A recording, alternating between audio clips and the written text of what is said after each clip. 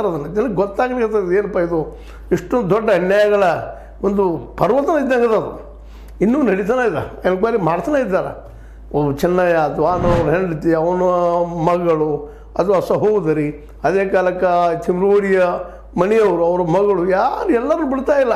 ಇತ್ತು ದೂರದಾರರು ಬಿಡ್ತಾ ಇಲ್ಲ, ಚೆನ್ನೈನೂ ಬಿಡ್ತಾ ಇಲ್ಲ, ಎಲ್ಲ ಸರಿ ಅದ. ಆದರೆ ಇಲ್ಲಿವರೆಗಿನ ಯಾರ ವಿರೋಧವಾಗಿ ಇವರೆಲ್ಲರೂ ಹೋರಾಟ ಮಾಡ್ತಾ ಇದ್ದಾರೆ, ಅವ್ರ ತನಿಖೆ ಆಗ್ತಾ ಇಲ್ಲ ಅಂತೇಳಿ ಇವರೆಲ್ಲರ ವಾದ. ಮತ್ತು ಮೇಲ್ನೋಟಕ್ಕೆ ಅದು ಕಾಣ್ತಾನೂ ಇಲ್ಲ ತನಿಖೆ ಮಾಡುವಂಥದ್ದು. ಇಂಥ ಒಂದು ಸಂದರ್ಭದಲ್ಲೇ ಈ ತನಿಖೆ ನೇಮಿಸಿದ್ದು ಒಳ್ಳೆಯದಾಯಿತು ಅಂತೇಳಿ ಇದ್ರ ಬಗ್ಗೆ SIT ಬಗ್ಗೆ ಸರ್ಕಾರದ ಬಗ್ಗೆ ಒಂದಲ್ಲ ಎರಡು ಸಲ ಕೃತಜ್ಞತೆಯನ್ನು ಹೆಗ್ಗಡೆ ಅವರು ಸಲ್ಲಿಸಿದ್ರಿಂದಾಗಿ ಮತ್ತಷ್ಟು ಸರ್ಕಾರದ ಮೇಲೆ ಸಂಶಯಗಳು ಇದು ಮಾಡ್ತಾ ಇದೇನೋ ಇಲ್ವಾ ಅನ್ನುವಂಥದ್ದು. ಮತ್ತು ಈಗಾಗಲೇ ಎಲ್ಲರಿಗೂ ಸ್ಪಷ್ಟ ಆಗ್ತಾ ಇದೆ, ಇದರಿಂದ ಯಾವುದೇ ನಕ್ಸಲ್ ಮೂಮೆಂಟಿದ್ದ ಕೈವಾಡ ಇಲ್ಲ ಅನ್ನುವಂಥದ್ದು. ನಗರ ನಕ್ಸಲರು ಇದರಲ್ಲಿ ಇಲ್ಲವೇ ಇಲ್ಲ. ಅವ್ರು ಪ್ರಶ್ನೆ ಕೇಳ್ತಾ ಇದ್ದಾರೆ, ಸವಾಲು ಕೇಳ್ತಾ ಇದ್ದಾರೆ, ಉತ್ತರ ಕೊಡ್ರು ಅಂತೇಳಿ.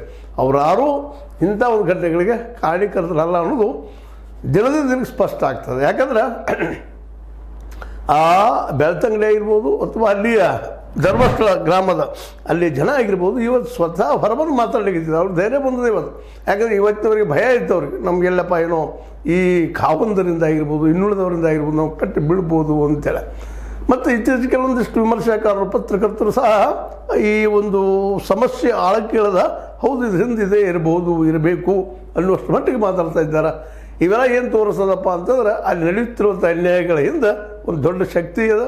ಅವ್ರು ತನ್ನಂತ ಉಳಿಸುವ ಸಲುವಾಗಿ ಏನೇನೋ ದೇವರ ಹೆಸರು ಹೇಳ್ಕೊಂಡು, ಧರ್ಮದ ಹೆಸರು ಹೇಳ್ಕೊಂಡು ಉಳ್ಕೊಳ್ಳೋ ಪ್ರಯತ್ನ ಮಾಡ್ತಾ ಇದ್ದಾರೆ ಅನ್ನೋದು ಪ್ರಬಲವಾದ ಆರೋಪ. ಈ ಆರೋಪ ಏನಪ್ಪ ಅಂದ್ರೆ ಈ ಸರ್ಕಾರ ಮಾಡುವ ರೀತಿ ಅಥವಾ ವಿರೋಧ ಪಕ್ಷ ಮಾಡುವಂಥ ರೀತಿ ನೀತಿಗಳನ್ನು ನೋಡಿದಾಗ ಸಹಜವಾಗಿ ಎಲ್ಲರಿಗೂ ಸಂಶಯ ಬರುವಂಥದ್ದಾಗಿಬಿಡೋದು. ಮತ್ತು ಈಗ ಒಮ್ಮಲ್ಲ ಹಲವು ಸಲ ನಿಮ್ಗೆ ಹೇಳಿದಂಥ ವಿಷಯ ಏನಪ್ಪ ಅಂತಂದ್ರೆ ಈ ತಿಮ್ರೋಡಿಯವರಾಗಿರ್ಬೋದು, ಮಟ್ಟಣ್ಣವರಾಗಿರ್ಬೋದು, ರವಿ ಪ್ರಸನ್ನ ಆಗಿರ್ಬೋದು, ಇವ್ರ ಜೊತೆಗಾರರು ಎಲ್ಲರೂ ಹೆಚ್ಚು ಕಡಿಮೆ ಹಿಂದುತ್ವವಾದಿಗಳು. ಅದರಲ್ಲಿ ಎರಡು ಮಾತೇ ಇಲ್ಲ.